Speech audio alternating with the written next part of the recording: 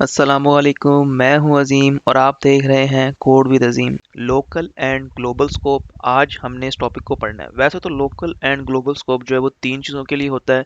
मतलब वो लोकल जो चीज़ हो सकती है वो आपका एक वेरिएबल भी हो सकता है, वो आपके लिए एक फंक्शन भी हो सकता है, और वो चीज़ जो है वो क्लास भी हो सकती है। ठीक है, ये तीनों चीज़ों के लिए हो सकता है, और भी चीज़ों के लिए हो सकता है। आपकी एक एरे लोकल हो सकती है, कोई भी चीज़। लेकिन मैं आपको इस तरह समझा दूंगा कि अगर मैं आपको एक चीज़ समझा दूंगा तो बाकी भी आप तीनों कर लेंगे। तो ये हम जो है वो इसको देखते हैं। इसको देखने के लिए हम चलते हैं अपने एडिटर पर।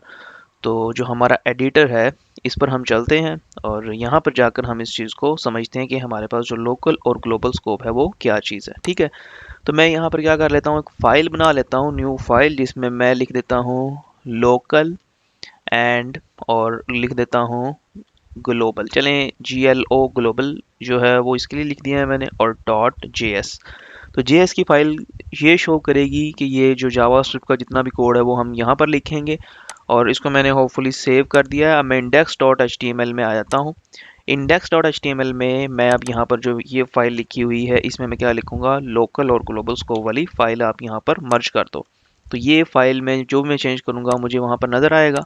और इसके लिए मैं क्या कर लेता हूँ, इसको यहाँ पर मैं चेंज कर देता हूँ थोड़ा सा, ताकि मुझे पता लग जाए मेरा लाइव सर्वर जो है वो वर्किंग कर रहा है नहीं कर रहा। तो इसको मैं क्या करता हूँ, ओपन विथ लाइव सर्वर करता हूँ।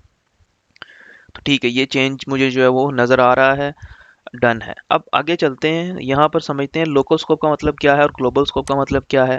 तो ग्लोबल स्कोप का मतलब ये है कि अगर आप यहाँ पर सिंपल वॉर लिखते हैं और लिख देते हैं GL लिख देते हैं ग्लोबल के लिए, और इसमें आप कुछ भी लिख देते हैं 15।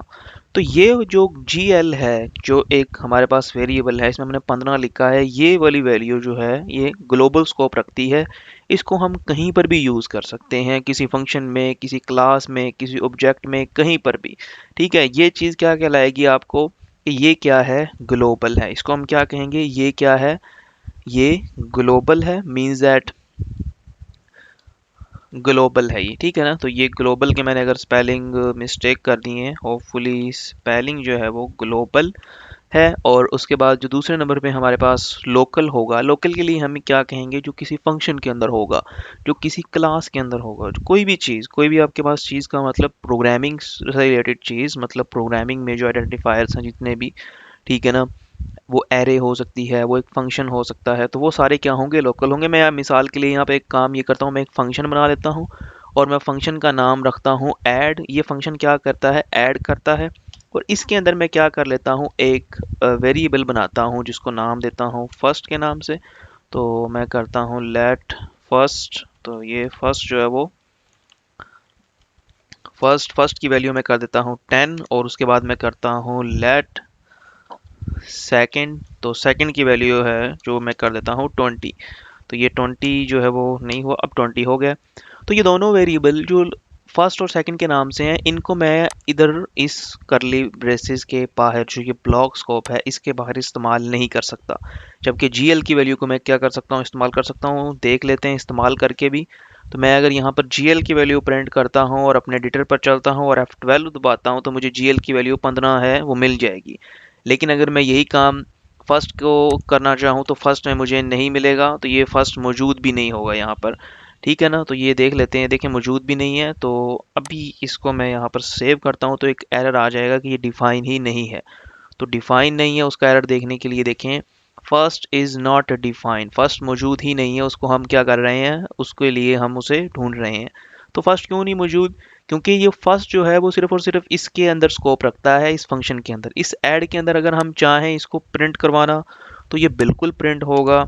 तो यहाँ पे प्रिंट हो जाएगा। ठीक है ना, अब यहाँ पर देखेंगे, अब वैल्यू जो है, अब वैल्यू क्यों नहीं आई है, उसके लिए हमें फंक्शन को सिंपल कॉल करना है। तो फंक्शन को कॉल, ये छोटी छोटी मिस्टेक जो है वो आपसे होती रहेंगी एज अ प्रोग्रामर। तो मैंने फंक्शन को कॉल कर दिया। अब ये जो वैल्यू है कंसोल लॉग हो गई होगी वहाँ पर। तो इसको देख लेते हैं। तो देखें 10 जो है वो इसमें वैल्यू थी, वो अब हमें नज़र आ गई है। अब यहाँ पे फंक्शन है, फंक्शन में हमने एक वेरिएबल लिया है जो लोकल है। अगर इस फंक्शन के अंदर हमारे पास कोई ऑब्जेक्ट होगा, ठीक है ना, तो वो भी क्या होगा, वो भी लोकल होगा। मिसाल के तौर पर मैं यहाँ पर फंक्शन में कोई ऑब्जेक्ट बना लेता हूँ, कोई एक एरे बना लेता हूँ। तो इसमें ऑब्जेक्ट भी आ सकता है और इसमें हम क्या कर सकते हैं, एरे भी लेकर आ सकते हैं, ठीक है ना। तो इसमें जितनी भी चीज़ें आएंगी वो क्या कहलाएंगी, लोकल कहलाएंगी। जबकि हम आउटसाइड द फंक्शन लिखेंगे तो वो हमारा स्कोप क्या कहलाएगा, ग्लोबल स्कोप कहलाएगा।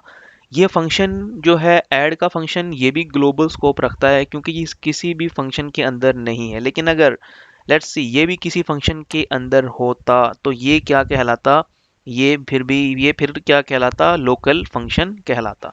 तो यही आज का हमारा टॉपिक था, बहुत सिंपल। अगर आपको वीडियो अच्छी लगी है, आपको इस वीडियो देखने के बाद हेल्प हुई है, तो आप इसे अपने दोस्तों के साथ शेयर करें ताकि उनकी भी हेल्प हो।